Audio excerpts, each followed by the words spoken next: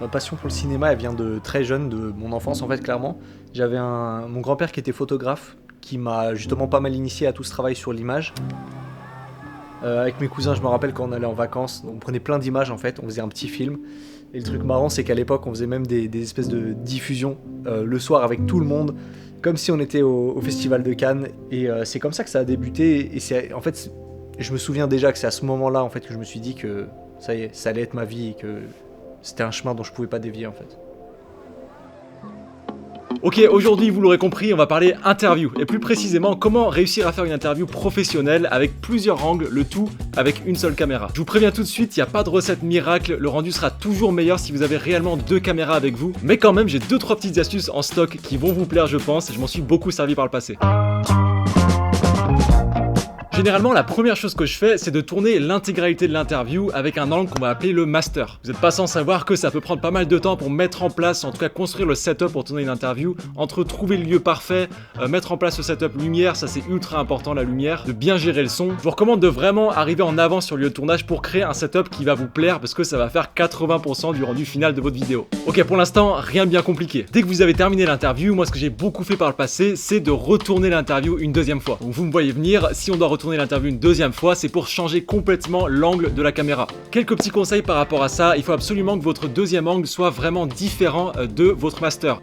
Pour vous aider par rapport à ça, j'ai 2 règles à partager avec vous. La première, c'est la règle des 30 degrés et la deuxième, c'est la règle des 180 degrés. La règle des 30 degrés, c'est de partir du principe qu'il faut bouger votre caméra d'au moins 30 degrés par rapport à votre sujet pour avoir un angle qui sera différent. Il n'y a vraiment aucune règle par rapport à ça, vous pouvez être aussi créatif que vous voulez. Par exemple, vous pouvez vous mettre complètement à 90 degrés perpendiculaire par rapport au sujet. Et la règle des 180 degrés, très simple aussi, c'est que quand vous faites une interview, logiquement, la personne est en train de regarder sur un côté de la caméra. Donc imaginons, je regarde vers la gauche, je suis en train de parler à mon journaliste. Il faut absolument que mon deuxième angle soit du même côté. Ça veut dire que sur mon deuxième angle, il faut que mon regard soit aussi porté vers la gauche. Si sur le deuxième angle, mon regard part sur la droite, il y aura un faux raccord, il y aura quelque chose d'assez déstabilisant, donc c'est à éviter. Ce qu'il faut absolument éviter, c'est de bouger la caméra de 30 degrés et de garder la même focale. Plus elle est différente entre les 2 caméras, plus ce sera pertinent. Il faut vraiment que les 2 focales soient le plus complémentaires possible. Donc, ici par exemple, la caméra principale, la master, me filme en large, du coup ce serait logique et pertinent que le deuxième angle me filme en serré, donc peut-être un plan serré sur mon visage. Généralement quand je fais des interviews chez des clients, j'aime beaucoup avoir ce côté spontané,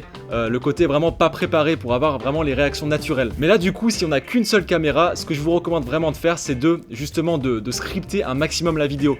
Envoyer les questions en avance au client pour qu'il puisse un peu se préparer ses réponses, pour qu'au final sur les 2 prises que vous allez faire, qu'il y ait des réponses similaires, voire parfaitement exactes au mot près. Et ça va vous permettre de pouvoir changer d'angle en plein milieu d'une phrase. C'est là où vous aurez un peu le changement de cam le plus naturel possible. Ce qu'il faut bien dire à votre client, c'est que quand vous allez retourner l'interview, idéalement il faudrait que l'interview ressemble exactement à la première prise pour que vous puissiez switcher entre les 2 caméras naturellement. Si vous sentez que l'interview a été trop longue pour la retourner entièrement une deuxième fois, vous pouvez vous focaliser sur 1 voire 2 parties et changer d'angle uniquement sur ces 1 ou 2 parties. Je suis en plein montage de cette vidéo, mais je voulais prendre le temps de vous parler du site que je suis en train d'utiliser non-stop pour monter cette vidéo, à savoir Artlist. Artlist qui est le sponsor de cette vidéo. Dans cette vidéo que vous êtes en train de regarder, on s'est servi d'Artlist 3 fois. On s'en est servi pour trouver des rushs libres de droit à intégrer dans la séquence d'intro au cinéma.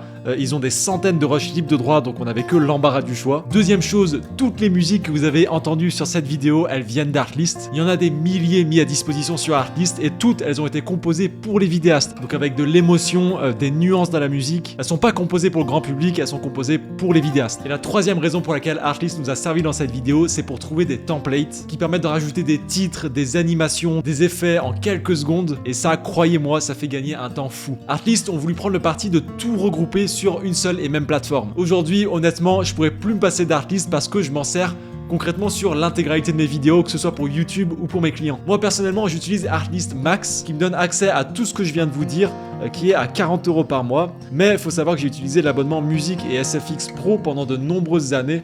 Celui-là, il coûte 16 € par mois. Sachez que si vous passez par le lien qui est juste en dessous dans la description, vous allez pouvoir bénéficier de 2 mois supplémentaires offerts sur l'abonnement annuel. Je voulais prendre le temps de sincèrement remercier Artlist qui soutient beaucoup la chaîne en ce moment. Ça me permet de pouvoir prendre le temps de faire des vidéos qui sont beaucoup plus travaillées comme celle-ci. Vous avez vu, on a fait ça dans une petite salle de ciné, on prend le temps de faire les choses bien. Ce serait clairement impossible sans des sponsors comme Artlist. Donc merci énormément.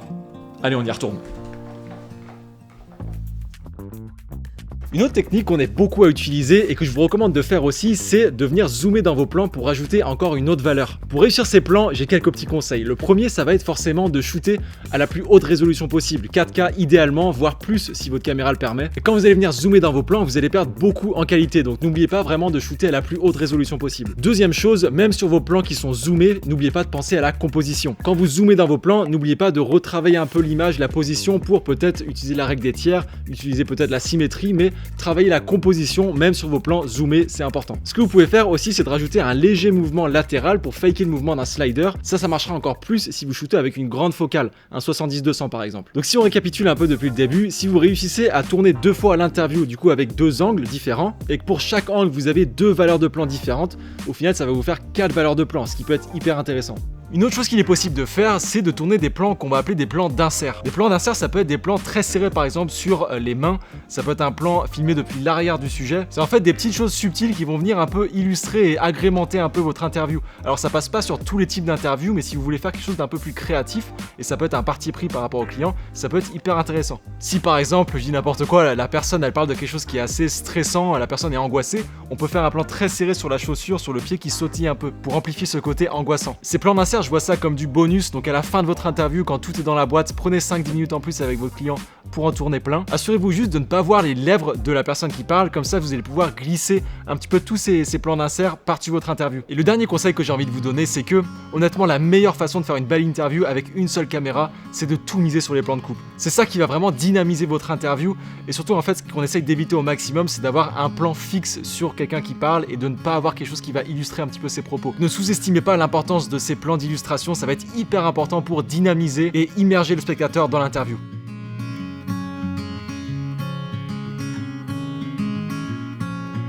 Question un peu plus générale, mais genre, parle-moi de tes premiers films.